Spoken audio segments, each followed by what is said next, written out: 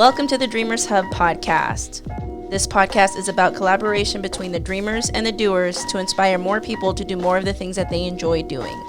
This hub is focused on providing you the kick in the ass you need to jumpstart your dreams. So if you're into that kind of thing, consider subscribing. What is going on, everybody? My name is Nettie, your host of the Dreamers Hub podcast. Welcome to season 2. We're in a little bit of a weird time at this moment with the coronavirus happening. And this definitely, I will say, was not a planned episode and not something that I was planning on including here. But, I've been to myself the last couple days, 4 or 5 days. I did have to go to work one of those days. I definitely wanted to come on here and chat with you guys, kind of let you guys know how I've been feeling the last few days, because I imagine a lot of us are feeling the same things. So that's what I'm doing here. So since this whole thing started, I think I was one of the people that was kind of like, it's not a big deal. I'm not really too worried about it. And part of me is still kind of feeling that way. I think progressively as the week went on, I did start to get a little bit more worried, to get a little bit more, become a little bit more alert, and start thinking about, okay, maybe I should get some stuff just in case, which I did. As we started going to the grocery stuff to go get the just in case things, that's when I started kind of psyching myself out, I think. And I believe the more I was more on social media as well and kept refreshing, I became a little bit more scared. Now I know that some people are blowing it out of proportion and some people are being really extreme. And then you have some people that just don't seem to mind it, still going out and partying and whatnot. And I get it if that's your thing, but I think even if it is a hoax or even if whatever, the fact that it can possibly be true is the thing that's psyching me out. The extent of it can, be deadly is the thing that's psyching me out. So it's one of those things that I don't take lightly because now you're dealing with somebody's life, but I do think that people shouldn't take it so lightly. Again, even if it's not as big as they say it is, if it's a life or death situation and you have some people that have compromised immune systems, babies, the elderly, like why not just keep it simple, stay in? Why not just, do at least things that can prevent somebody from, again, life or death? That to me is enough for me to stay my ass in. That for me is enough for me to play it cool. And just take safety precautions that you should be doing anyway. You should be washing your hands. You shouldn't necessarily be touching your face, but you shouldn't be in people's bubbles either, As far as covering your mouth when you cough, not coughing into your hands, maybe coughing into your elbow, coughing into your arm, things like that. And you start realizing as this whole week has progressed that people are not that clean. People are not that sanitary. I went to work and there was this guy, the older gentleman, he was probably in his 60s, and in doing so, I had to spend majority of my day outside, and basically letting people know, like, hey, only one person can come in at a time. So this person comes up to me. I could see him because he's parked in the front, and I could see him. He's putting his mask on, and as he's going in to the store, as I'm letting him into the store, he says, jokingly, I have coronavirus. And says, I have an appointment with so-and-so, so I let him in. 20 minutes later, he comes back out. And again, I'm still outside talking to people, letting people wait outside before they come in. And on his way out, he still has a mask on. And through his mask, as he's coming out, jokingly again, he starts insinuating, like blowing air through his mask at me. And then, so he pretty much goes like, right? And you can hear it through his mask. And he says, boom, now you have it. I turned away. That bothered me. That upset me. And I continued throughout my day. There's certain ways you have to carry yourself when you're in leadership, and that just wasn't the time to blow up on somebody or let that person allow them to know at least that they got to you or whatever. Nonetheless, I didn't think it was cool. In that moment right there, it made me realize how stupid people are, and just how insensitive people can be to a situation like this. Coming from an older gentleman, you would think that he would take it more serious than maybe me because I'm younger. But that moment right there was a point in time where my whole brain shifted about people just being stupid. Granted, yes, I like to have fun. I love to laugh and whatnot. And so I am laughing at the memes. Some of them are super funny.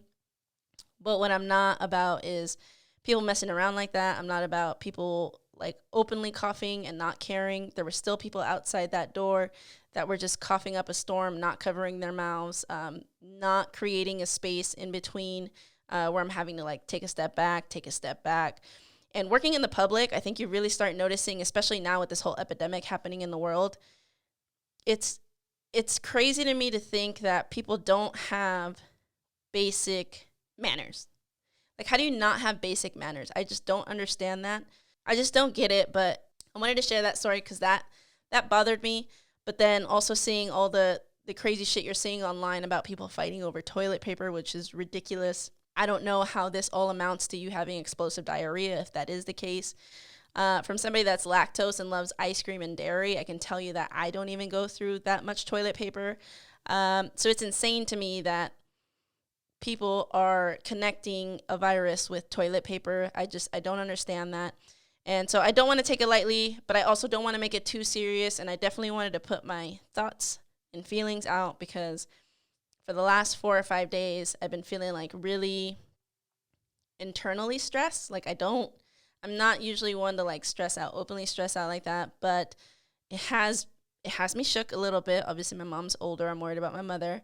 And just elderly people in general, like, and just how our youth and how some of our generation is just so insensitive to what's happening, regardless of how serious it is or not. Again, the fact that it's a life or death situation for some people should be enough for you to act right. I can't grasp some of this generation's idea of thinking, like why you would think it would be okay to say certain things. And not even this generation, for that example that I have from that older gentleman. You would have thought he would have acted right, but obviously he didn't. So I don't know. I'm just kind of all over the place. I definitely don't want to overreact, but I definitely don't want to not play it safe either. So I think there's a fine balance between freaking out and just being calm and collect and doing rational things and purchasing things rationally, and not over purchasing things, because you also got to be mindful about other families, bigger families. My family is only 3 people, and buying enough for us wasn't that difficult. I think if anything, I struggled with the toilet paper. I had to wake up at 5 a.m. one morning to make sure that I went to Walmart and Albertsons. I went to Albertsons first at 6 a.m. By 6:07, I was already at Walmart. Didn't have any either. Waited in line at Winco, which is a grocery store here. Waited in line, and it was about 30 to 40 minutes that I waited in line to get one roll or one package of toilet paper, which was about, I think, 9 rolls in total. They only allowed us one, even though it was 2 of us, which is no big deal, right? It's only 3 of us here at the house. The fact that you had that many people and I had to wake up that early because people don't know how to act was kind of what irked me the most. Is people are just overreacting over certain things. I think there's a way to play it cool. A lot of self-talk involved about how to not freak out, especially if you have kids too. I posted an Instagram post where I was asking how people felt, and a lot of it was some people were worried about, as a small business owner, you're worried about how are you going to pay your employees? Are you going to be able to stay open? Which I think is a valid worry. How to not have your kids scared or not have them feel stressed or worried about you having to go to work as a parent. People were worried about the economy, how that's all going to work out. I read a couple articles just about the economy here locally for me, where the county's still trying to keep the local businesses open as much as they can. Some people cracking jokes, which was fine, no big deal. But I think people's concerns are valid concerns. I think the biggest concern that most people were worried about and replied to is just the simple fact that you don't know who has it. You're worried about, family members, friends, people with compromised immune systems. And those are valid points. I think everybody being worried, it's just the way people are reacting is the one part that I don't know. I just don't get it. But if anything, I just wanted to put my thoughts and feelings out there. Maybe some of you guys will connect with some of the things that I'm saying, maybe not. I hope, though, that you are still taking precautions for other people's sake. I think it's okay right now to be selfless and stay inside for once. It's okay to sit with your thoughts sometimes. Work on that project that you say you've been wanting to do. If work is giving you the time off, start that YouTube channel, start that podcast, start that diary, start that diet, start working out at home. There's so many things that you can do with your spare time.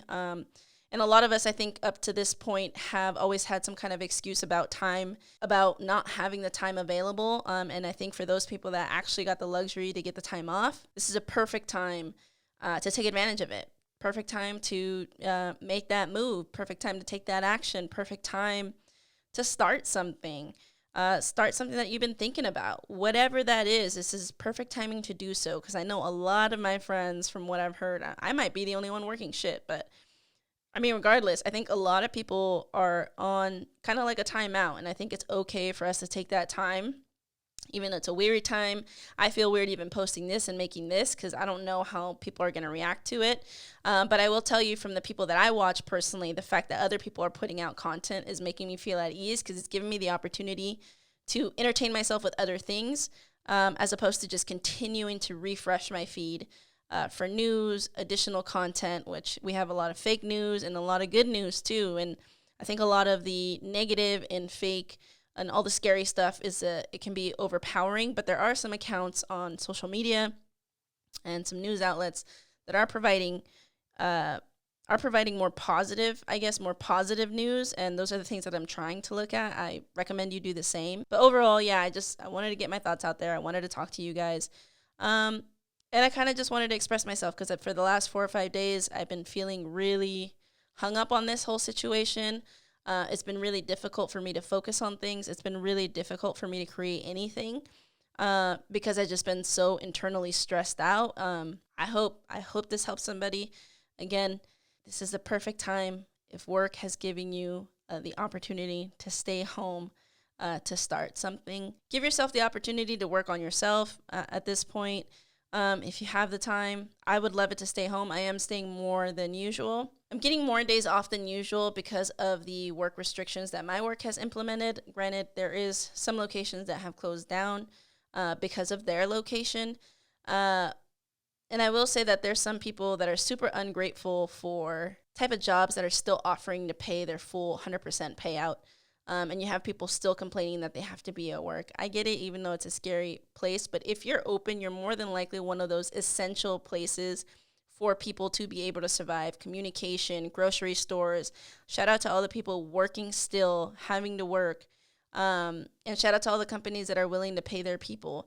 And again, if you're unfortunately not one of those people, there is a lot of resources out there that you can dig into to help you financially. But for those getting paid out 100%, still having to go to work, and you're still bitching, like, check yourself. As the week is progressing, it seems like more things are closing down, more places are shutting down. Those are things that we take for granted on a day-to-day basis. And now would be the time to be grateful for the things that you have. Anyway, that's it for me. I hope you guys enjoyed this episode. I hope you gained some kind of ease from all this and the way that I'm thinking. I know that some of you guys align with the way that I'm thinking, and if it does, great. If not, then God bless you. I'll catch you guys later. Peace. Now hold up. Before we part ways, I want to thank you for listening in. I'd appreciate you helping me inspire others like yourself by simply sharing this podcast with a friend. While you're at it, if you found value in this podcast, I'd love for you to rate it on Apple Podcasts. Be sure to tune in for more inspirational content next week.